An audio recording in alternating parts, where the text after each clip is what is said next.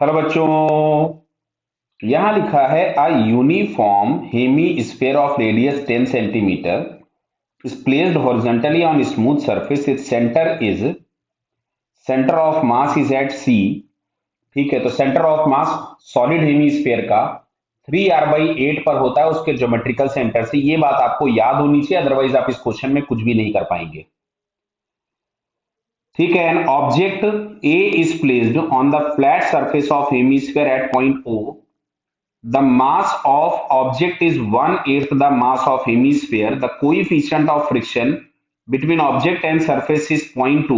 Now, object A is displaced slowly along the flat surface of hemisphere toward the outer rim.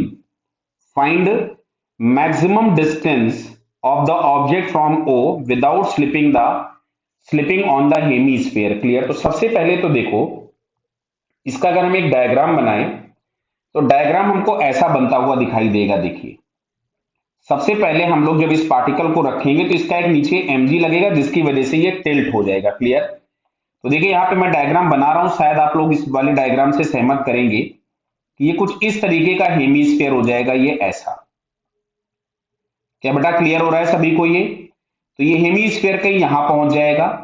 अच्छा, इसका centre of mass यहां कहीं पे है, जो कि डिस्टेंस हम लोगों के पास जो भी है दैट इज 3r/8, और ये पार्टिकल कहीं यहां पे प्लेस किया हुआ है। तो देखो इसका mg यहां से लगेगा, ध्यान से सुनना, और पार्टिकल का मास दिया था 1/8 of the mass of sphere, मतलब ये आपके पास हो जाएगा m/8 इंटू जी।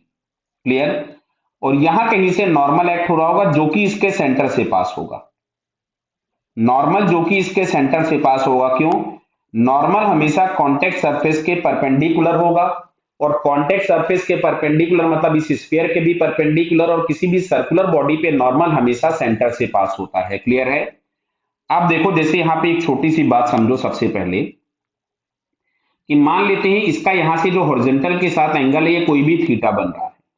क्लियर? बात को ध्यान से समझना, अगर ये एंगल थीटा है तो ये हम लोगों ने पहले कभी कहीं पढ़ा था कि अगर हम किसी भी रफ इंक्लाइन प्लेन पर, देखिए मैं यहां पे अलग से बता दे रहा हूं, ये एंगल थीटा है जिसको हम एंगल ऑफ रिपोज बोलते थे।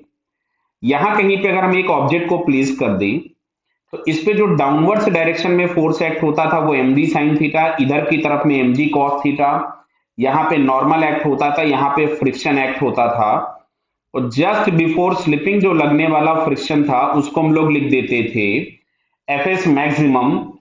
और यहां से अगर हम लोग सॉल्व करते थे पूरी इक्वेशन तो बेटा यहां से हमको मिलता है tan theta is equals to mu, और यहां क्वेश्चन में म्यू इज इक्वल्स टू दिया है 0.2, मतलब थीटा इनडायरेक्टली हम लोगों को यहां पे पता है।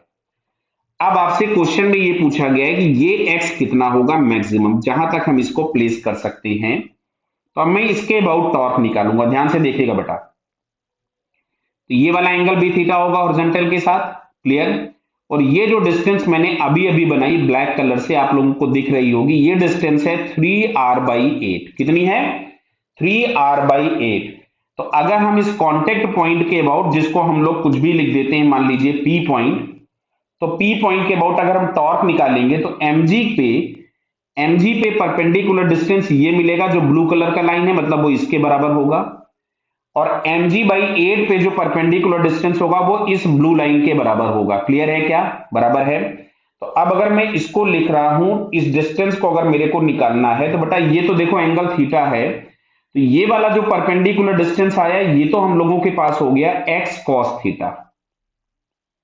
क्लियर? अब यहां से अगर हम लोग चेक करें तो ये एंगल थीटा है, तो ये 90 माइनस थीटा होगा, तो ये थीटा हो जाएगा। दिख रहा बेटा आपको? ये वाला एंगल थीटा होगा, और तो ये सामने वाला जो डिस्टेंस हमको ये वाला परपेंडिकुलर डिस्टेंस मिल रहा है, ये मिल जाएगा 3r/8 sin थीटा। बेटा क्लियर हो रहा क्या?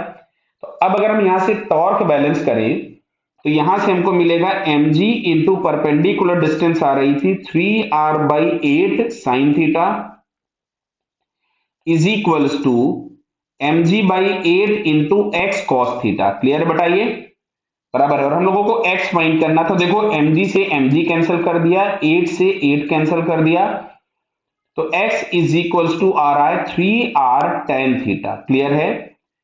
आर बराबर दिया था 10 सेंटीमीटर और टेन थीटा था 0.2। तो यहां से हम लोगों के पास ये आंसर फाइनली आता है 6 सेंटीमीटर। क्लियर? इसका करेक्ट आंसर हमारे पास कितना होगा? Maximum distance is 6 centimetre. Clear बेटा?